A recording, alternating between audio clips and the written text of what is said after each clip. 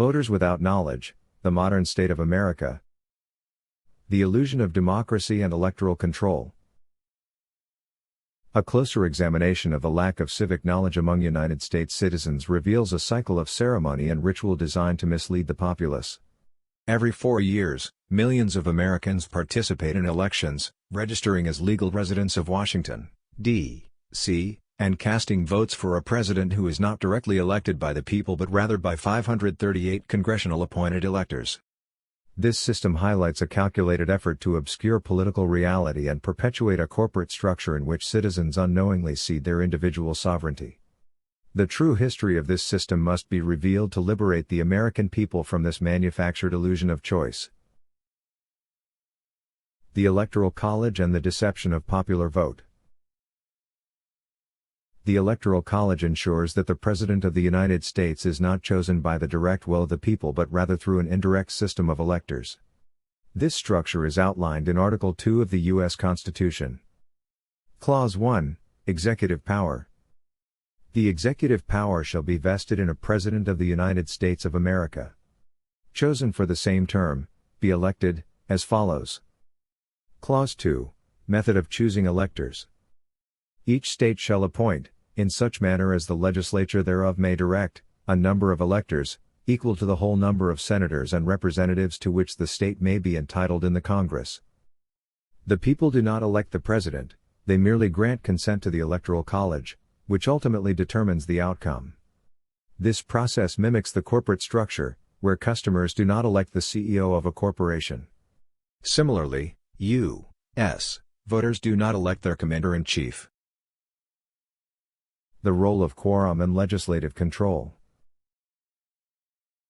The electoral process further allows for quorum-based decision-making, ensuring that the majority rule prevails, even if 1/3 of the states do not participate. According to Bouvier's Law Dictionary, 1856, and Black's Law Dictionary, 4th edition, a quorum signifies the number of persons belonging to a legislative assembly, a corporation, society, or other body, required to transact business. This system prioritizes legislative control over direct representation, reinforcing the dominance of a centralized governing authority over individual state sovereignty. It demonstrates that the United States functions more as a corporate entity than a republic, where a small, controlled group dictates national policy. Emergency powers and the suspension of constitutional rule. The illusion of democratic choice extends into the legal framework of emergency powers, where the executive branch operates outside constitutional limitations. This has been a reality since March 9, 1933, when President Franklin D. Roosevelt declared a national emergency, granting permanent wartime authority to the presidency. In Senate Report 93-549, the government admitted, since March 9, 1933, the United States has been in a state of declared national emergency. For 40 years, freedoms and governmental procedures guaranteed by the Constitution have been abridged. This emergency status has never been revoked, allowing the executive branch to issue orders and override legislative oversight. Through mechanisms like the War Powers Act and the Patriot Act, the President maintains the ability to enforce directives without congressional approval, further entrenching a system of autocratic control. The control of legislation through uniform laws.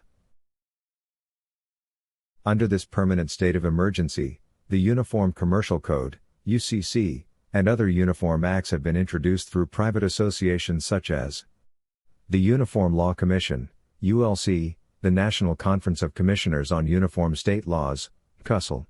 These organizations draft uniform laws, which are then adopted by state legislatures, further consolidating federal control over state law. This process ensures that laws are dictated by corporate interests rather than by direct public governance. Conclusion: the path to awareness and liberation. The illusion of democracy is sustained through media manipulation, electoral deception, and legislative control. By recognizing the true mechanisms of power, individuals can begin to question the legitimacy of their consent and seek to restore genuine sovereignty. To challenge this system of governance, the people must 1. Educate themselves on the structure of political control. 2. Understand the legal framework of corporate governance. 3. Assert their individual sovereignty through lawful mechanisms. Only through awareness and action can the modern state of America move beyond a managed illusion and reclaim self-determination and constitutional integrity.